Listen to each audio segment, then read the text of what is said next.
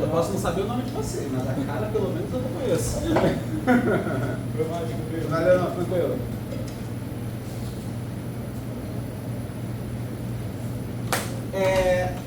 A gente na aula passada começou a falar de modelo de consistência centrado no cliente, que se contrapõe ao que a gente vinha vendo, que era um modelo de consistência centrado no dado. Quando o modelo de consistência centrado no dado, você tem que olhar para todas as suas réplicas a qualquer instante no tempo e todas aquelas e aquele conjunto todo de dados que você tem que obedecer o modelo de consistência que você definiu. Aí a gente viu alguns modelos de consistência centrados em dados. Vocês lembram do nome de alguns desses modelos de consistência centrada em dados? Sequencial. Sequencial causal 2, falem mais 2. Tá bom.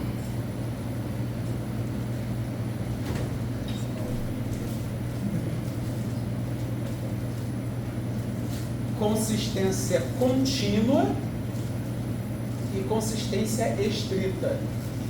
Estrita é aquela que se a gente tivesse um relógio global, e contínua é aquela que a temperatura pode variar, mas no máximo meio grau uma da outra. Tá? Então essas são consistências centradas em dados. E aí a gente falou da consistência centrada no cliente, que é até chamada de consistência eventual, porque eventualmente o repositório todo estará consistente. Mas em algum determinado momento o repositório todo ele não está consistente, mas se você seguir algumas regrinhas, nenhum cliente vai perceber que não está consistente. Aí até falei que o jeito mais fácil de você garantir consistência centrada no cliente é esse aqui. Cada cliente acessa sempre a mesma réplica e você tem apenas um processo alterando um determinado item de dado. Um determinado processo quer dizer um determinado nó, né? Que é um processo e um nó, só ele pode alterar aquele dado.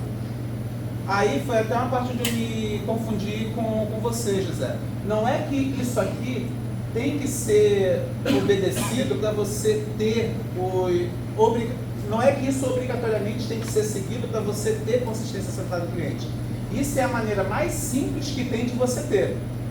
Porque se você tiver essas condições aqui, você automaticamente obedece esses 4 requisitos da consistência centrada no cliente, que é leitura monotônica, escrita monotônica, leitura segue escrita, escrita segue leitura. Caso você não siga isso aqui, aí a gente precisa de outras soluções para garantir, vai ter que inventar um algoritmo, alguma coisa, né? Tá? E aí quando eu defino os modelos de consistência, é só o que eu quero ter, tá? E uma maneira de ter é dessa forma, mas não a única maneira de ter, tá bom? Fechado? E aí vocês lembram? Os nomes são bem intuitivos, mas vocês olhando para os nomes, vocês sabem explicar o que é cada um desses? O que é a leitura monotônica? Só lei de uma cópia, né? Não, é isso? não. Hã?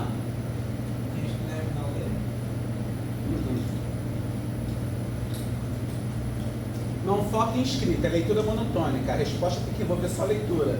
Não foquem nisso aqui que eu falei para vocês, porque isso aqui não é condição, isso aqui é uma maneira de resolver o problema. Tá? Então a resposta não é isso aqui. Não é tipo só um cliente faz isso, só um cliente faz aquilo. A gente está focando na visão dos dados por parte de um cliente. Quando a gente diz leitura monotônica, o que a gente espera dessa visão que o cliente tem quando ele lê um dado? Qual é a condição que a gente espera que seja satisfeita? Do ponto de vista do que ele lê. Ele é sempre o mesmo dado, né? Não, sempre o mesmo dado quer dizer que o dado não Não, mudou, não, né? sempre a mesma fonte de dado, vamos dizer assim. Não é a mesma fonte.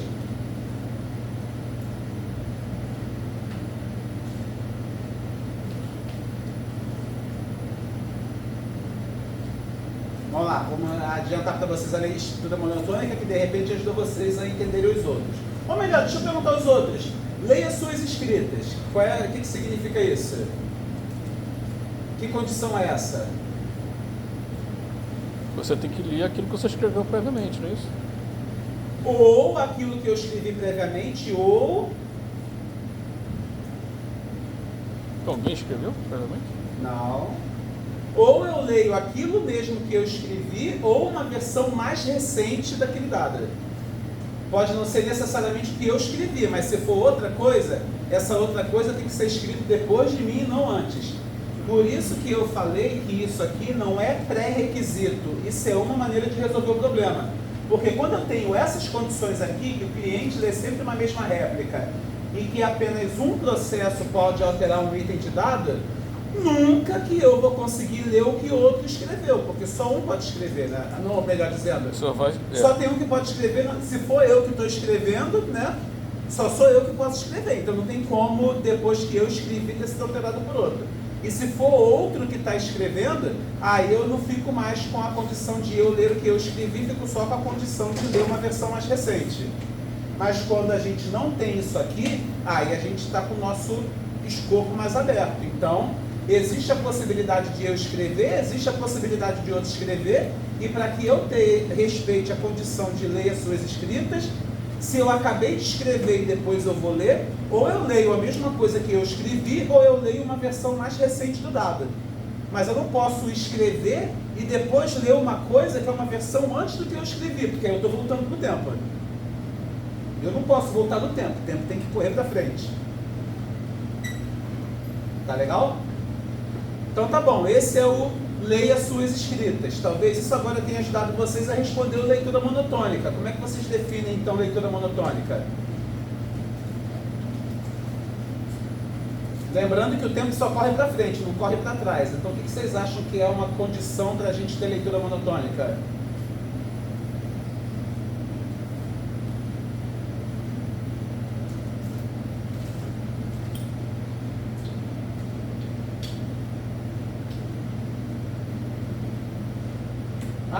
Fala qualquer coisa. Porque eu leio sempre informação mais recente.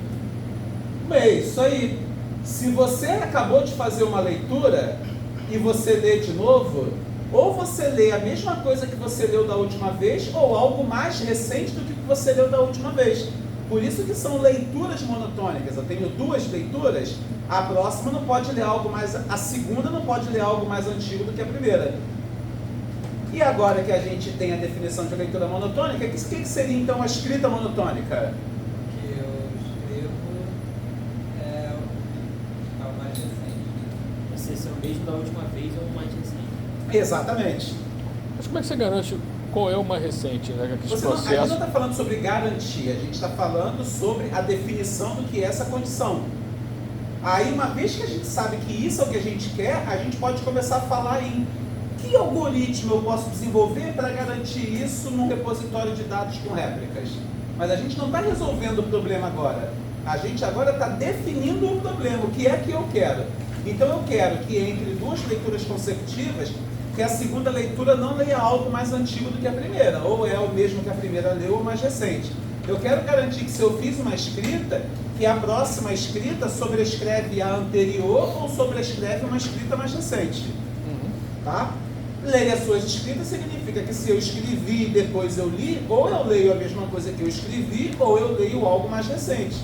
Depois que você tem as condições, é isso que eu quero, a gente pode começar a pensar em algoritmo, mas já adianto que a gente não vai falar de algoritmo para isso, porque não é o nosso objetivo aqui. Eu só quero definir para vocês o que é o modelo de consistência. Tá legal? Beleza.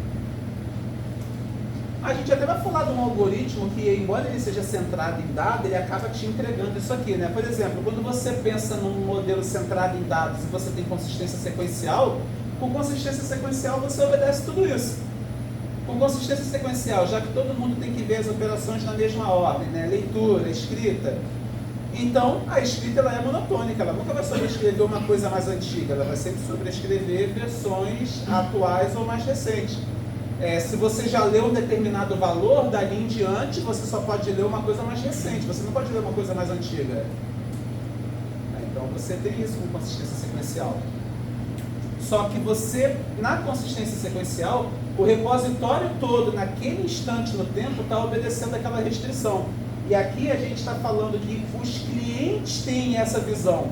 O fato de um determinado cliente escreveu, depois ele leu, e ele pegou ou o que ele escreveu ou uma versão mais recente, não quer dizer que em todas as réplicas aquele valor esteja atualizado, mas da réplica que o cliente está pegando já está atualizada. E é isso que importa, porque para o cliente está tudo funcionando que é uma maravilha. Não, o famoso caixa preta, ó, meu sistema funciona. Quando ele recebe uma requisição, ele retorna a resposta. Aí quando você abre e vai ver o código, tem um método que tem 1000 linhas. Porque a lambança a gente esconde. Desde que do lado de fora a percepção. Cozinha de restaurante. Como dizem, cozinha de restaurante, não tem nenhuma mulher aqui, né? E histórico de mulher, se você souber, você para de comer lá.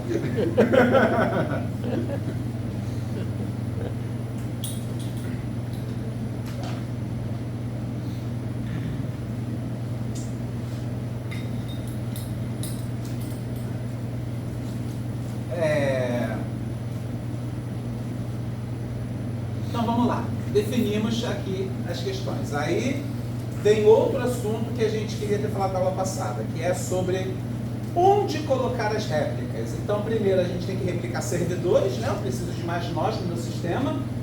E se eu tenho um conjunto de dados para ser armazenado e eu quero replicar esses dados, eu tenho que decidir em qual servidor eu coloco cada dado. Aí dá pra gente falar do Netflix, não, é uma coisa boa. Netflix tá uma cacetada de filme lá. E Netflix escolhe servidores onde ele vai colocar essas cópias, né? Normalmente ele coloca as cópias nos provedores de internet. Então, meu provedor de internet é Leste Telecom. Lá tem um servidor financiado pelo Netflix que ele vai e guarda cópias o Netflix guarda cópias do acervo de filme dele lá.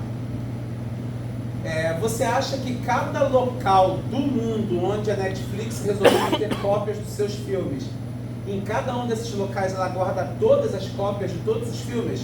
Não. Faz sentido ficar guardando aqui no servidor da Leste Telecom, que está lá em Itaboraí, uma série em polonês que nem foi traduzida para o português, no máximo tem a legenda em inglês, nem dublado em inglês foi? Será que vai ter alguém aqui com muita gente? Alguém não, né? Alguém provavelmente vai ter, né? Tem um polonês que está viajando e quer ver. Mas vai ter muita gente aqui consumindo aquele conteúdo para justificar posicionar uma cópia aqui? Então, vocês já percebem que certos conteúdos possuem afinidade geográfica, né? Alguns conteúdos são mais consumidos numa região, outros conteúdos são mais consumidos em outra. Então, além da Netflix escolher onde é que ela vai colocar servidores, ela tem que escolher quais conteúdos ela vai escolher replicar naquele servidor. Tá? E isso é um problema de otimização.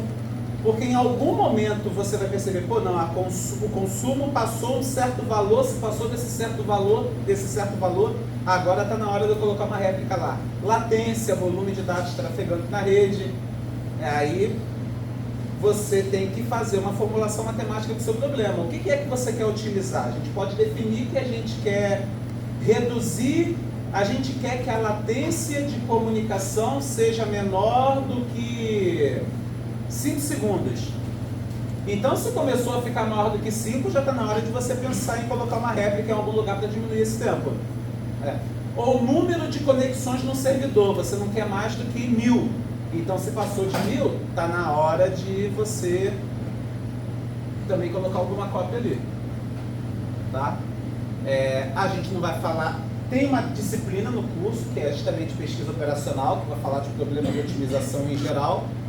Aqui eu não quero apresentar nenhuma solução, mas eu quero só apresentar para vocês o que são possíveis condições, como latência, largura de banda e posicionamento geográfico. Tá? São condições para a gente levar em consideração para decidir se replica e onde replica. E com relação às réplicas, elas podem ser classificadas em permanente, aquela réplica que você nunca finaliza, iniciada pelo servidor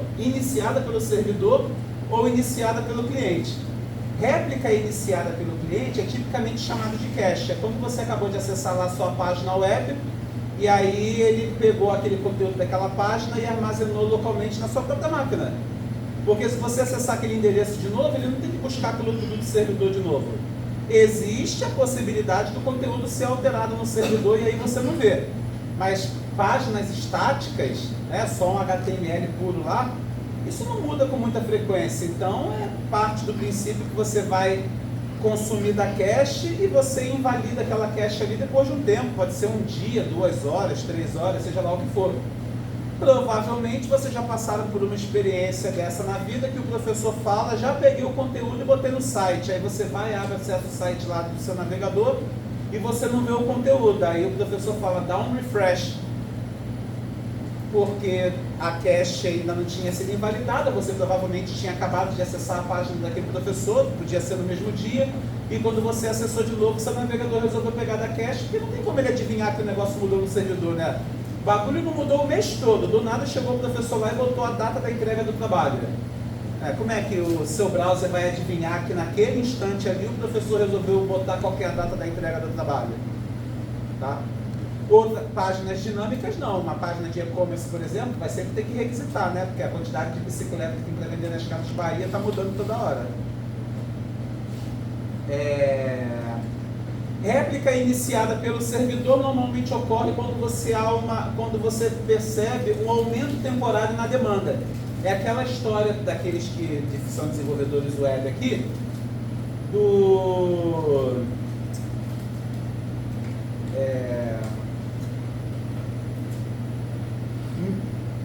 é que é o nome, gente?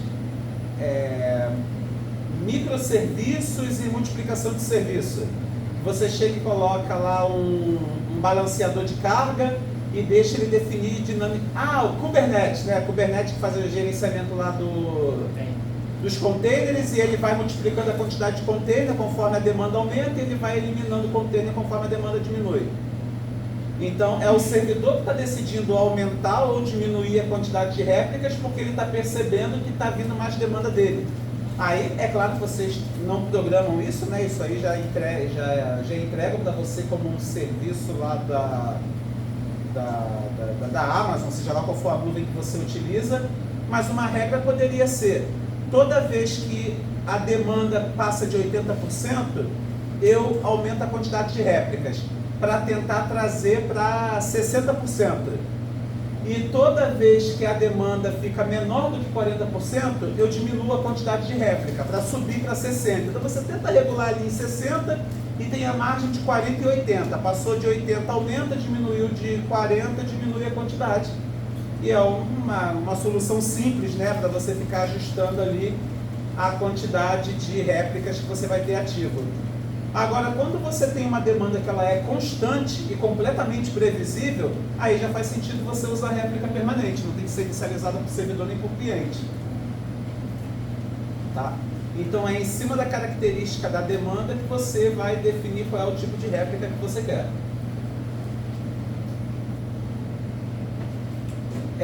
E outra coisa, se temos réplicas, quando você atualiza, você não atualiza em todos os lugares ao mesmo tempo, né? As coisas não acontecem ao mesmo tempo no mundo da computação. Então, eventualmente, todo mundo vai estar atualizado, mas você atualiza um, esse propaga para outro, propaga para outro, propaga para outro. E a questão é, quando você vai propagar as atualizações, o que você propaga? E aí nós temos 3 opções. A gente só pode enviar uma notificação de que foi atualizado, para que as réplicas saibam que aquele valor mudou, mas você não diz qual é o valor. Em que situação você vê isso como sendo útil? Só avisar que mudou, mas não avisar para o que mudou?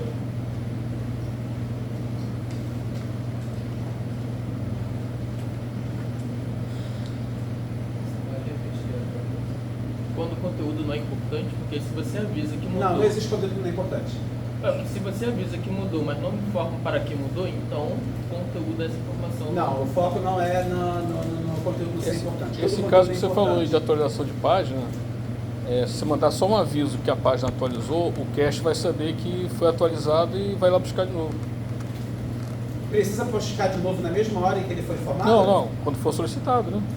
Aquela página for solicitada. Exato. Então, a vantagem de você notificar e não já dizer qual é o valor para o qual mudou se aquele valor não for solicitado da cache, daqui que eu mudei?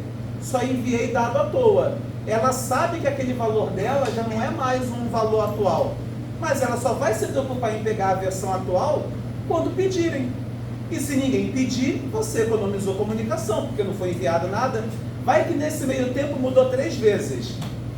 Você só vai ter que enviar uma e não enviar 3 vezes. E às vezes o conteúdo é muito grande, né? E a notificação não, a notificação é uma informação pequena, você só manda assim, mudou. Pronto, acabou. Tá? Então essa é uma motivação para a gente ter um modelo de distribuição de conteúdo baseado em notificação. Tá? O fato de você só ter que realmente atualizar quando alguém tentar ler daquela réplica que está desatualizada. Mas se ninguém tentar ler daquela réplica e ela não está atualizada, ninguém vai perceber, né? Tá legal. Outra possibilidade é transferir o estado. Estado é o valor, né? Só um nome chique para dizer o valor. Ou seja, mudou para 5, fala para a réplica, ó, guarda 5 aí. Mudou para 35, fala para a réplica, ó, é 35. Se for um dado que tem um tamanho de 1 GB, você vai lá e transfere aquele 1 GB de dado. Você está transferindo a informação, ou seja, está transferindo o estado. E a outra possibilidade é você, se havia uma informação e essa informação virou outra, em alguns casos aquela informação virou outra por causa de uma operação. Por exemplo, a operação matemática, tenho 100 bicicletas, subtraio uma, fico com 99. Então, ao invés de você propagar a nova quantidade de bicicletas, que é 99, você propaga a operação, subtrai uma. E aí, dependendo, se for uma informação muito grande, mas a indicação da operação que tem que ser realizada for pequena, você economiza na transferência de dados. Em compensação, você gasta processamento na réplica, porque é ela sozinha que vai ter que transformar do estado atual para um novo estado do dado. Quando você passa o dado, aí você não tem processamento nenhum. Há situações em que o processamento é pequeno e o dado é grande, né? Se o processamento é pequeno e o dado é grande, vale a pena você transferir a operação. Processamento pequeno, dado grande. Então você transfere a operação. Mas se for um processamento muito grande para um dado muito pequeno, tipo, perco meia hora processando para descobrir que o valor agora é 42, aí você só envia 42. Entenderam a referência do 42, né? Ou não? Você entendeu, né, Zé? O Mochileiro das Galáxias. Botaram um programa lá para resolver o problema da humanidade, levou zilhões de anos lá, sei lá, quantos anos para resolver. De repente saiu a resposta 42, ninguém lembrava mais qual era a pergunta. Mas a resposta era 42. Tá? Então isso são abordagens para a gente fazer a distribuição de conteúdo. Temos diferentes algoritmos para tratar com cada uma delas, tá? Por exemplo, aqui, a notificação de atualização, ela é usada em cache web, ela também é utilizada em cache no computador. Sistemas multiprocessados, né? Temos vários processadores, temos vários núcleos, cada núcleo tem sua cache, e aí também tem a memória principal, e aí você tem que ficar mantendo as caches atualizadas, e eles utilizam isso aqui. Notificação, você invalida o que está na cache, aí se o processador tentar pegar da cache, a cache vai e pede da memória principal, mas se o processador não pedir da cache, né, não tem por que a cache receber aquele valor atualizado. Então, espera a informação ser necessária para aí você atualizar.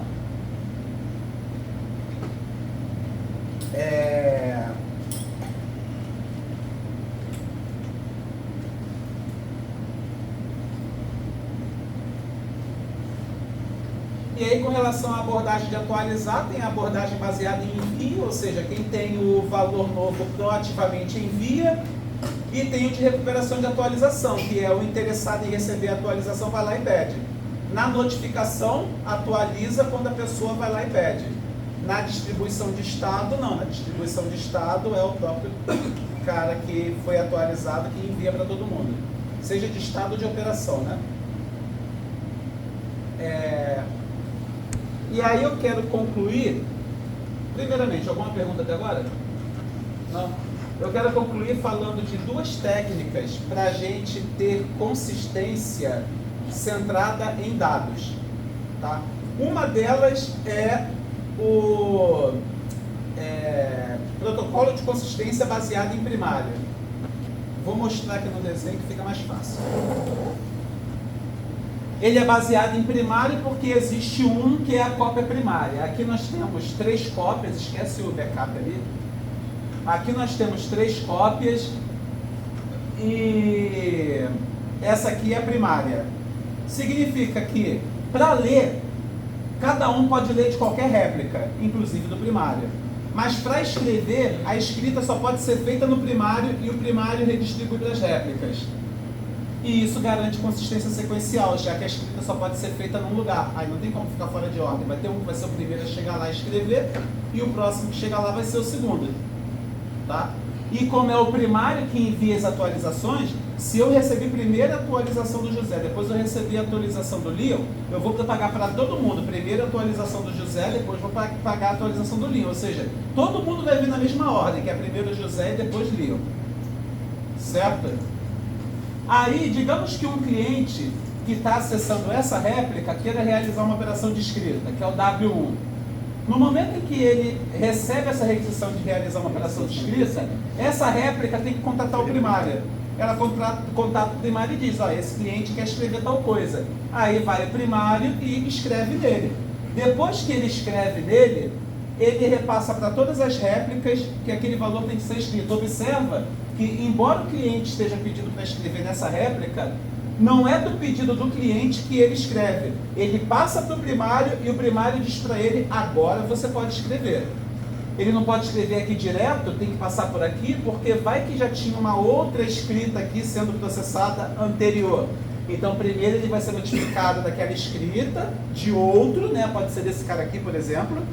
E depois que ele vai ser notificado, agora sim é para você escrever aquela coisa que você mesmo me pediu. E aí você garante a mesma ordem em todo mundo. Mas quem vai escrever ali não é o cliente, né? Quem vai escrever é o servidor primário, né? É o servidor primário que vai mandar esse cara escrever. E o cliente está aqui. Sou tipo, eu falo para você, José, então, escreve 5. Quem vai escrever naquele servidor ali é o servidor primário, né? Não é o cliente. Não é isso? É o servidor primário, é isso, é o servidor primário. O cliente vai pedir para esse cara ele fazer a escrita, esse cara vai falar para o primário, olha, é para fazer essa escrita aqui. Em algum momento, na boa vontade de Deus, o primário vai dizer para essa réplica, ó, escreve. É nessa hora que esse cara escreve aqui. Não na hora que o cliente E escreve pediu. no outro também, né?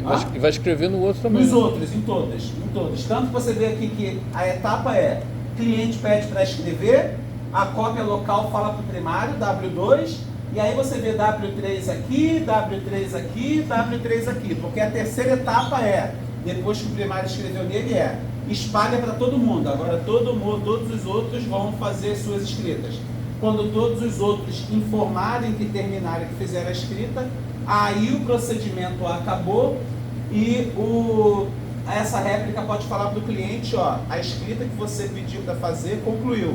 Ou seja, é uma escrita bloqueante e o cliente fica bloqueado até que todas as réplicas tenham sido atualizadas.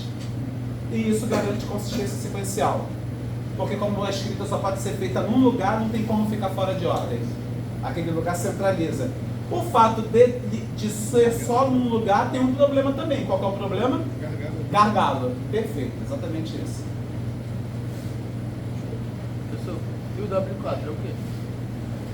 Todo mundo dizendo escrever. Né? O primário fala para todo mundo escreve, e aí todo mundo que recebeu o pedido para escrever devolve falando, ó, já escrevi. Mas essa cópia local não pode ser lida também? Não. Pode. Mas aí não é garantia de consistência agora. Por que não seria? Então, mas é porque tipo, você falou que é bloqueante, né? Mas aí ele pode ler a cópia local. Não, se é bloqueante, a operação de escrita tem que acabar. Só quando a operação de escrita acabar, que ele pode fazer outras coisas, né? A ideia de bloquear é essa. Então, O que eu estou dizendo é que se tiver um outro cliente tentando ler daquela mesma réplica, ele pode ler. Tá? Aí talvez o que você... Deixa eu ver se eu consigo entender o que a preocupação está na tua cabeça. Esse cara, o valor era 5. Esse cara mandou escrever 10. Aí esse cara aqui não escreveu 10 aqui ainda. Mas ele falou para o primário escrever 10. O primário já escreveu 10. Mas ele ainda não mandou os outros escreverem 10. Nesse meio tempo vem um outro cara e lê daqui. Ele vai ler 5. Tá. Para você isso é um problema? Do ponto de vista da consistência sequencial? Não. Não. Só um atraso. Porque só um atraso, porque eu estou lendo 5, mas eventualmente eu vou ler 10. Se eu leio 5 e depois eu leio 10, a ordem está correta. Errado seria ler 10 e depois no outro momento ler 5. Isso é que causaria uma violação da consistência sequencial. É isso mesmo. Tá? Ele não vai ler a cópia local, ele vai esperar realmente tipo, receber de volta que aquilo foi escrito. Isso aí. Não é nem receber de volta o escrito, é receber de volta a autorização para ele escrever nele. Enquanto ele não recebeu essa informação de que é para ele escrever, o valor dele continua sendo 5. E a escrita bloqueante ela é um problema, né? Se você fizer uma escrita que não é bloqueante, você pode ter problema, porque se o cliente já mandou escrever 10, então, se ele não bloqueou e ele seguiu, para ele a operação acabou e tá 10. Mas se ele já manda escrever 10 e logo na sequência ele lê da mesma réplica, ele não vai ler 10, ele vai ler 5, porque vai levar um tempo até esse 10 chegar aqui para depois esse 10 voltar para cá. E aí você viola a consistência sequencial. Tá? E aí vem a outra proposta, que é um protocolo de escrita local. Num protocolo de escrita local, você não tem esse conceito de primário fixo, né? O primário ele é móvel. Então, apenas numa cópia pode ser realizada a operação de escrita, mas essa cópia ela se move entre as réplicas. Por exemplo, aqui, digamos que inicialmente esse cara aqui fosse o primário. Mas aí o cliente que está nessa réplica aqui, ele quer realizar uma operação de escrita. Primeiro você faz uma atualização no sistema e diz, o primário não é mais esse, o primário agora é esse. Se tinha algum valor aqui que ainda não tinha sido atualizado do lado de cá, tem que terminar de ser atualizado, tá? E aí você diz, agora esse é o primário, e esse está sendo o primário no sistema. Tá bom. Agora, esse cara já pode escrever nele e já pode retornar para o cliente dizendo, olha só, fiz a sua escrita. E depois que ele informa para o cliente que a escrita terminou, e é verdade, porque nessa réplica a escrita terminou para o cliente, agora ele propaga para as outras réplicas o valor atualizado. Mas dado que esse cliente só leia dessa réplica e de nenhuma outra, não tem como, se era 5, se esse cara mandou ler 10, que ele manda escrever 10 depois de ler 5.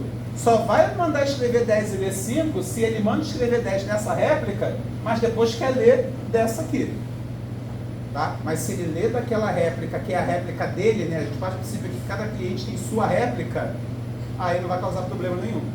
Mas a cada escrita, uma réplica vira primária? A cada necessidade de escrita por um cliente, a réplica daquele cliente vira primária. Por isso que é um protocolo de escrita local, porque a cópia local passa a ser a primária. E se tiver um cliente querendo escrever aqui e um outro querendo escrever lá ao mesmo tempo? Primeiro vai ter que terminar a escrita de um num lugar, para depois o primário deixar de ser esse cara e passar a ser o outro, e aí escreve no outro. Ou seja, com muitas escritas ocorrendo concorrentemente, se comporta porcamente isso. Mas para poucas operações de escrita e majoritariamente operações de leitura, isso aqui vai funcionar muito bem. Fechada?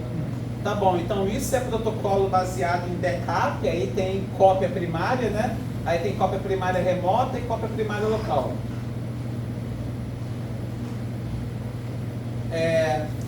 Uma outra técnica para a gente ter consistência, um outro protocolo, é protocolo baseado em votação. Você tem várias réplicas, você atualiza uma certa quantidade de réplicas, ou tenta ler de uma certa quantidade de réplicas. Por exemplo, escrita. Eu tenho N réplicas. Eu vou assumir que a minha escrita aconteceu com sucesso se eu conseguir escrever em 3. Então, conseguiu escrever em 3, você fala assim, estou satisfeito. E quando eu leio, eu quero ler de 7. Então, se você leu de 7 a mesma coisa, você assume, esse aqui é o dado correto. Tá? Agora, por isso que é baseado em votação, né? Porque depende de um quórum para a escrita e um quórum para a leitura. E qual é a condição que eu preciso ter no quórum de leitura e de escrita para que isso aqui tenha consistência sequencial? Essa é a condição. Que o quórum de leitura mais o quórum de escrita seja maior do que a quantidade de réplicas. Uma maioria simples, então se N é 10, basta o somatório ser 11. Se N é 11, basta o somatório ser 12. E que o quórum de escrita seja maior do que a metade. Porque se o quórum de escrita for maior do que a metade, digamos que eu tenho 10 cópias. Se eu só concretizo a minha operação de escrita, se eu tiver o acordo de 6, Se eu já consegui o acordo de 6, é impossível que uma outra operação de escrita concorrente tenha conflito com a minha. Porque o outro não vai conseguir 6, só tem 10. Se eu conseguir 6, só sobraram 4. O outro que tentar escrever concorrentemente vai obter 4, mas não vai obter 6. Ele automaticamente vai perder, vai perceber que não é a vez dele, vai esperar essa escrita atual terminar para depois ele fazer a escrita dele. Tá? E por que tem que ter maior do que N quando soma com o quórum de leitura? Porque se eu estou escrevendo em 6, e vocês já perceberam que não vai dar mais problema com escrita, se eu leio só de 2, eu posso ser tão azarado que eu pego exatamente dos 2 que não foram atualizados. Mas se eu disser que eu tenho que ler de 5, eu não consigo ler de 5 correto, se já teve uma escrita em 6. Né? Eu consigo ler no máximo de 4, então, como o quinto não vai bater, não vai dar consistente, vai ter que esperar a operação de escrita acabar, e aí eu vou fazer a leitura em cima do dado mais recente. Tá? Mas tem várias possibilidades de eu obedecer essa regra aqui. Vamos assumir o nosso N igual a 10. Uma possibilidade é quórum de escrita 6, quórum de leitura 5. Porque eu tenho que 6 é maior do que 10 sobre 2, que é 5, e eu tenho que 6 mais 5 é 11, que é maior do que 10. Me deem uma outra combinação de valores que obedece essas duas regras. Que o quórum de leitura mais o quórum de escrita seja maior do que o número de réplicas e que o quórum de escrita seja maior do que a metade do número de réplicas. Eu dei uma solução, vou até escrever aqui para vocês não esquecerem. Minha solução foi, para N, que é o número de réplicas igual a 10, eu vou ter o quórum de escrita igual a 6, eu vou ter o quórum de leitura igual a 5, e vocês concordam que esses dois números atendem essas duas regras, né? Porque 6 mais 5 é 11, e 11 é maior do que 10. E porque 6 é maior do que 5, que é 10 sobre 2. Tá? Me dê uma outra combinação de valores que atende essas regras também. 7, 4. Bom, 7, 4, mais o quê? 8, 3. 8, 3, tá bom? No limite aí da quantidade mínima, 10, 1, né? Tá bom, então eu tenho as opções de 6, 5 e 10, 1, né? A gente, seguindo a sugestão aqui do José. Ou 10, 1. Maravilha. Quando melhor usar um, quando melhor usar outra? Acho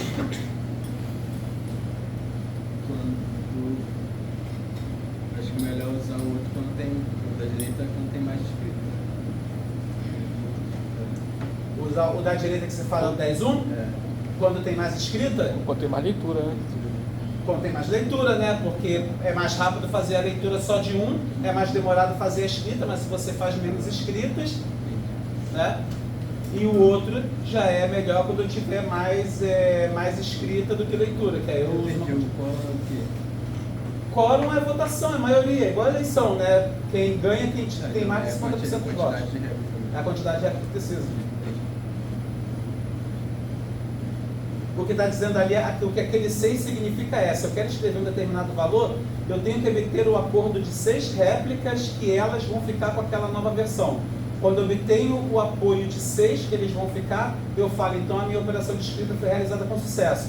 Mas nós temos 10, significa que os outros 4 em algum momento vão ter que ser atualizados. Mas isso não vai ser problema, né? Porque se uma outra operação de escrita tentar ser feita, ela não vai conseguir o apoio de 6 enquanto os 10 não forem atualizados com essa escrita da agora. Ou seja, a outra escrita vai ser vista depois da escrita atual que aconteceu. E é assim que a gente tem a consistência sequencial.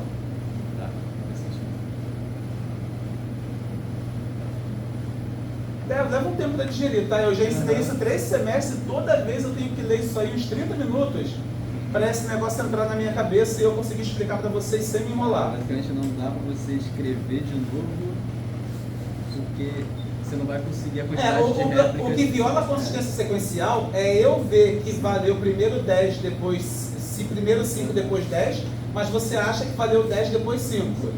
Ou vamos dar nomes, né? Digamos que houve uma atualização que foi solicitada pelo José e outra que foi atualizada por você. Eu não posso ter um nó no sistema achando que primeiro foi feita a atualização do José e depois a do Leon, e outro nó no sistema achando que primeiro foi feita a do Leon e depois a do José. Seja lá qual for a ordem, todo mundo tem que concordar na mesma. Então eu tenho que garantir que uma vez que o José recebeu a confirmação, olha, tua escrita foi feita com sucesso, José. Então nenhuma réplica mais no sistema pode aceitar que sua escrita seja feita antes da dele. Porque ele já foi informado que a operação de escrita dele foi concluída com sucesso. Já tem maioria. Porque ele teve maioria. E aí, como ele escreveu em 6, você não consegue mais a confirmação de 6 para entrar na frente dele. Já tem a maioria. Porque ele já tem a maioria. Então, só quando todos os 10 tiverem a escrita dele que você vai ter a chance de escrever. Você obrigatoriamente vai entrar depois dele. Agora, se eu tivesse um colo de escrita nesse mesmo cenário 5, aí eu poderia ter, você pega a primeira metade, ele pega a segunda metade. Então a primeira metade vai entender que primeiro veio a escrita do Leon, a segunda metade vai entender que primeiro veio a escrita do José, e quando enviar as atualizações, aí fudeu tudo. Uma metade vai ficar Leon, José, outra metade vai ficar José, Leon. Isso se você guarda os dois, né? Porque a gente é falando de versionamento, mas pode ser que sobrescreva, né? E aí vai ficar o valor tudo diferente. Tá?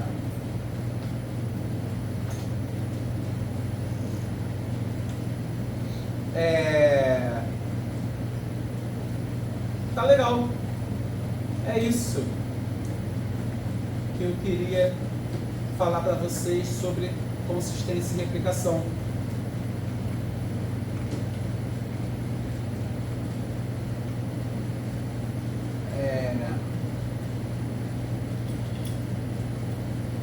E agora eu quero falar sobre a última aula, tolerância à falha. É bem pouquinha coisa, só para vocês terem ouvido falar. Tá legal? Vamos lá, primeiro. Definir confiabilidade. A gente já falou tanto de confiabilidade e disponibilidade aqui, né? Confiabilidade é a propriedade do sistema funcionar continuamente sem falhas. Então, se eu falar para você, defina para mim o que é confiabilidade, é isso. Confiabilidade é funcionar sem falha, não pode dar problema. Tá? Não tem a ver com estar ocupado, demorar para me atender, não é isso que é confiabilidade. Confiabilidade não deu defeito, não parou de funcionar. Tá? Não importa quanto tempo leve para fazer. E aí, a gente, para definir as coisas, é melhor a gente ter alguma métrica objetiva, né? Um número para a gente medir aquilo de alguma forma. E como que a gente mede confiabilidade? Com tempo médio entre falhas. Falha aqui no sentido de parou de funcionar. Tá?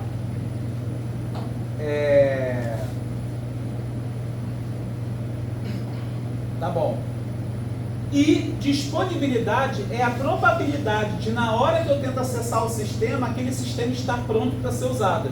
Como a gente não está falando aqui de sobrecarga no sistema, a gente está falando só de erro, né, que é um tema tolerância à falha, a gente está levando em consideração que a única coisa que tornaria um sistema indisponível é o fato de ter acontecido uma falha e ele parou de funcionar, tá?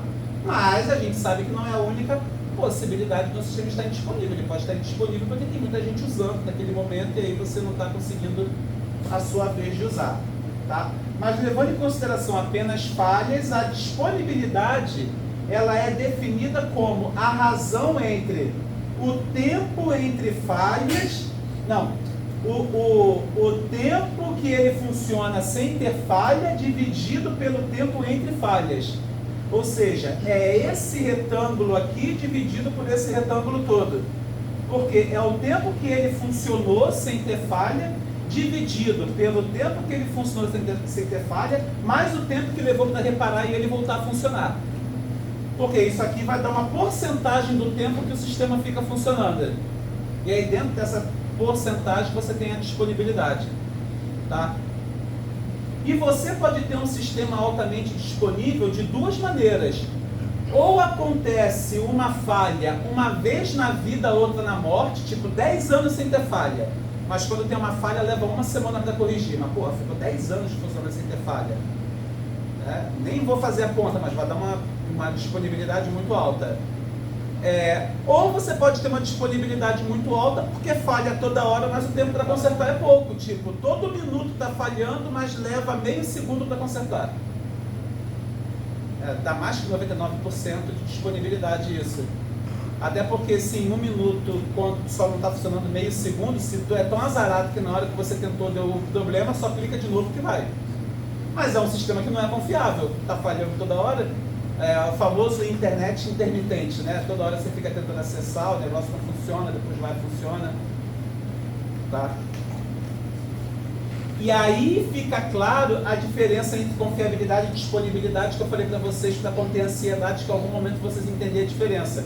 Os conceitos estão muito relacionados, mas não são a mesma coisa, porque eu posso ter um sistema com alta confiabilidade e baixa disponibilidade, ou posso ter um sistema com alta disponibilidade e baixa confiabilidade. As combinações são possíveis.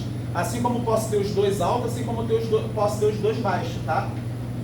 Então aqui, ó, um sistema que fica fora do ar por 1 milissegundo a cada hora, ele tem uma disponibilidade de 99,99999%, mas a sua confiabilidade é baixa, porque o tempo médio entre falhas é de só 1 hora.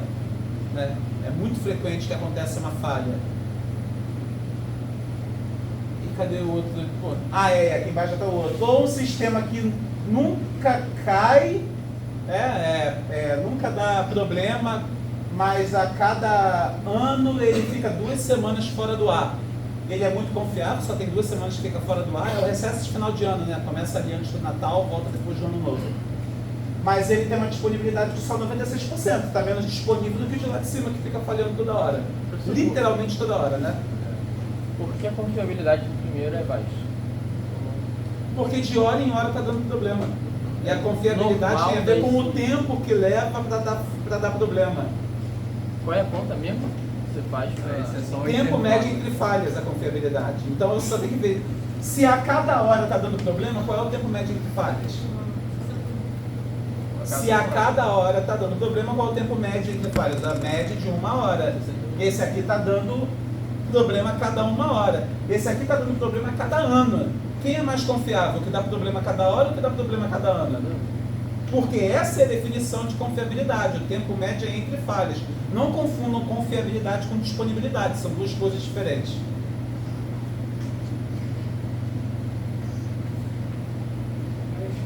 O que é uma confiabilidade alta ou baixa? Uma confiabilidade alta é aquela em que você fica muito tempo sem ter falha. Uma confiabilidade baixa é aquela que você fica pouco tempo sem ter falha. Mas isso é subjetivo para cada... É subjetivo. Eu não posso te dizer se é alto ou se é baixo, mas se eu te der 2, você me diz quem tem mais e quem tem menos. Quando eu perguntar para você qual é a confiabilidade do seu sistema, você vai falar tempo médio de 3 horas, ou tempo médio de 1 ano.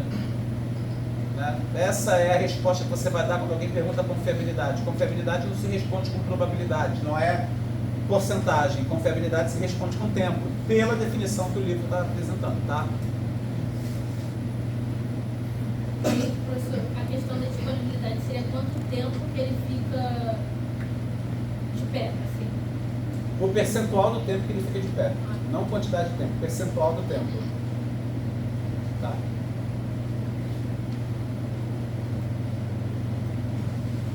A disponibilidade ali tu calculou em cima da falha, né? O tempo que ele fica, como você falou. A disponibilidade mas é a se entrar razão os entre outros... o tempo que ele funciona dividido pelo tempo total. O tempo total sendo o tempo que ele funciona mais o tempo que ele não funciona. Que não funciona.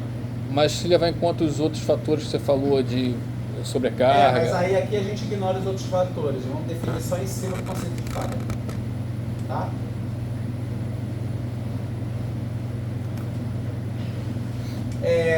É importante também a gente definir entre falha, erro e defeito. A gente, quando fala que o sistema ele é tolerante à falha, significa que na presença de falhas, ele não apresenta defeito, ele não se comporta da maneira incorreta. Tá? E aí a gente tem o conceito de falha. Falha é, por exemplo, interferência eletromagnética no cabo que está transmitindo os dados. É uma falha que aconteceu. Tá? Que pode levar a um estado de erro. Os dados chegam corrompidos. e pode causar um defeito no seu sistema bancário, que é a transferência de dados, a transferência bancária não foi realizada com sucesso. Então, quando você diz que seu sistema é tolerante à falha, você não vai conseguir impedir as falhas vão acontecer, porque se um cara chegou lá e cortou o cabo, ou se teve uma explosão eletromagnética e corrompeu os dados transferidos naquele momento, sobre isso você não tem controle. Mas o que você tem controle sobre quando você desenvolve um sistema é qual é o impacto que isso vai ter na lógica da programação do meu sistema. Não é um sistema financeiro, o objetivo não é transferir dinheiro, tem que garantir que o dinheiro chega do outro lado. Várias possibilidades para isso. Tenta de novo depois, de repente da segunda vez que você tentar, aquela interferência passou e foi. Ou você procura uma nova rota de comunicação, né? Tem sistemas que está tentando pelo Wi-Fi, não consegue, aí muda, conecta no 4G, ou tenta transferir via cabo, procura uma outra rota de comunicação, mas você tenta outras maneiras de concluir a operação que você queria fazer. Ou, já que a gente acabou de falar de réplicas, se houve uma falha, ou seja, um HD manifestou problema, não dá mais para fazer leitura e escrita, mas você tem cópias em outros lugares, então você só para de tentar acessar daquela cópia e tenta acessar de uma outra cópia, e você só vai demorar mais para entregar a resposta para o seu cliente, mas a resposta vai chegar. Você desenvolveu um sistema que tolera falhas. As falhas ocorrem, mas você não deixa que aquelas falhas se transformem num defeito no seu sistema. Certo? É meio viagem, é meio filosófico. Mas existe uma coisa sobre que você não tem controle, você tem que tentar conviver com ela, essa é a falha. E se você conseguir conviver com ela, não vai ter defeito no fim das contas. O defeito seria mais sobre o tipo de regra de negócio? É isso aí, o defeito é o dinheiro não foi transferido, o defeito é a compra não foi concretizada, o defeito é você está querendo ver um vídeo, o vídeo fica agarrando. Aí um ótimo exemplo do dia a dia de vocês, é uma conexão de internet intermitente, com baixa confiabilidade, porque está caindo toda hora, mas com alta disponibilidade, porque está caindo toda hora, mas cai só um pouquinho. Acho que todo mundo já passou por isso alguma vez na vida, né? Aquela internet que você mede agora a velocidade, está dando 600 megabits por segundo, mas no instante seguinte você mede e dá zero. Aí você mede de novo e já dá 700 megabits por segundo. Então você já vê que o negócio ali, né, o famoso a internet está oscilando. Mas funciona mais tempo do que não funciona. Maravilha. Aí você está querendo assistir um vídeo no Netflix. Caraca, a disponibilidade está alta, a tua velocidade é 700 megabits por segundo e dentro de 1 minuto é só meio segundo que a internet cai, o resto do tempo está funcionando. Qual é a solução que você sugere então para você conseguir assistir o teu vídeo no Netflix sem apresentar defeito? Ou seja, sem agarrar em nenhum momento. Deixa eu carregar. Buffer grande. Bufferização, que é um jeito diferente de falar o que você disse, né? Buffer. Botou um buffer, o buffer guarda dados que é tempo suficiente para se recuperar da falha e voltar a funcionar, é o tamanho necessário. Se eu disse que o tempo ali que leva para consertar da falha é meio segundo, se você tiver um buffer de 1 segundo, já resolveu o teu problema. Então nem teria que ser um pausa por muito tempo, né? 1 segundo de bufferização tá bom. É que o Netflix já é inteligente, ele já faz isso por você, né? Ele já percebe qual que é a qualidade da tua comunicação e ele já vê quanto é que ele tem que bufferizar. No YouTube você conseguia ver uma barra cinza, né, que crescia primeiro antes do play, e a necessidade da barra cinza crescer era cada vez maior quanto pior fosse a sua conexão. E o Netflix ele fica lá com aquela coisinha lá girando, aquela porcentagem carregando, que é quanto ele acha que você precisa de buffer, e aí dali em diante ele vai dar o play no vídeo, porque se a condição se mantiver durante todo o filme, né, ele tem buffer suficiente. Agora se esse padrão de intermitência de oscilação mudar, aí já era, né? Não tem como ele fazer milagre também. Tá? Então, Netflix é um exemplo de um sistema tolerante à falha, como que ele fornece tolerância à falha no sistema dele com buffer. Tá? Quando não tinha buffer, a gente tinha que fazer manualmente, né? De pausa. O YouTube lá no passado, nem sei quanto tempo, mas mais de uma década isso. Você tinha que dar o play, dar o pause, esperar aquela barrinha cinza crescer um pouco, e você que era o algoritmo, né, que olhava assim, acho que já é o suficiente, agora eu consigo assistir. E né? aí chegando perto do vermelho, você fica tipo, não. Pô, será que não vai aumentar não? É isso aí, é isso aí. E aí eles conseguiram automatizar esse processo. Agora, até quando ele vê que a barrinha vermelha está andando muito mais rápido que a outra, ele já faz uma degradação automática cai de a qualidade qualidade. para tentar ajustar ali a velocidade, né? Falhas podem ser transientes, intermitentes ou permanentes. Falha permanente, como o próprio nome diz, é aquela que você não vai se recuperar dela, né? É o famoso chegaram lá e cortaram o cabo, né? Da conexão na internet, então vai ter que mandar uma equipe lá e ligar o cabo de volta.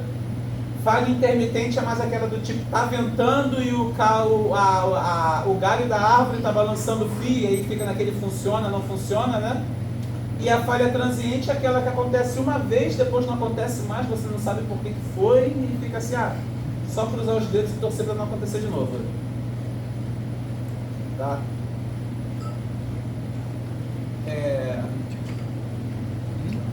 Vamos lá.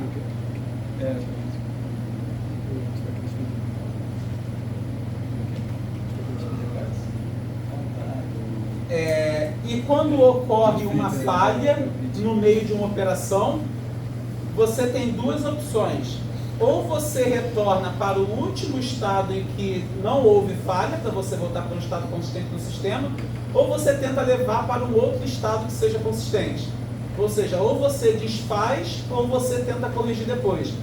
O exemplo lá de e-commerce é bom aqui, né? Na hora fui realizar a operação de compra, debitou o dinheiro da minha conta, mas houve uma falha no sistema, não registrou a compra, não mandou entregar na minha casa, não debitou do estoque. Tá bom, mas você já enviou a informação para o cliente que a compra foi realizada com sucesso, né? Se você for um cara que fez o seu sistema tolerante a falhas, você vai gerar um log de que a falha foi detectada. Você vai ter alguma rotina no seu sistema que vasculha o log para entender quais foram as situações de erro que ocorreram. Aí, quando ele detectar, aconteceu uma falha nesse momento aqui, foi no momento dessa compra. Aí ele vai ver quais etapas foram concluídas, quais não foram. Aí ele vai ver, já informou para o cliente que a compra foi feita, já pegou o dinheiro já está aqui na conta da instituição, mas não decrementaram do estoque, nem mandaram entregar na casa do cliente. Aí você vai de madrugada, né, quando tem pouca utilização no seu sistema, e você só termina de realizar a operação de compra. Mas vai que quando chegou de madrugada já não tinha mais bicicleta. Ou você espera uma nova remessa de bicicleta chegar, ou se não houver previsão, você informa para o cliente que infelizmente houve uma falha no sistema, que não tinha bicicleta, e oferece para ele alguma opção de estorno. Ou dá cupom, ou estorna o valor no cartão de crédito do cara. Seja qual for a solução, ou entregar uma bicicleta para o cara, ou devolver o dinheiro para ele, você fez uma recuperação para frente. Você levou para um novo estado consistente. E não aquela situação em que você tira o dinheiro do cara e não entrega nada para ele. Tá? Professor, Aliás, mito, devolver o dinheiro ao backward, né? era isso que eu ia perguntar, como Devolver é que dinheiro ao backward, porque você está desfazendo tudo. Você desfaz o registro da compra e você devolve o dinheiro. Perdão, foi a emoção do momento. E é isso. Pois é, tá curtinho. Mas eu só queria que vocês entendessem o conceito do que é falha mesmo. Não tem algoritmo. Se vocês olharem no livro, o capítulo tem uns algoritmos gigantes, assim, um algoritmo chamado Two-Phase Commit Protocol, que é enorme, sabe? Mas eu prefiro não explicar, porque vocês nunca vão ter que implementar aquela porcaria na vida mesmo, né?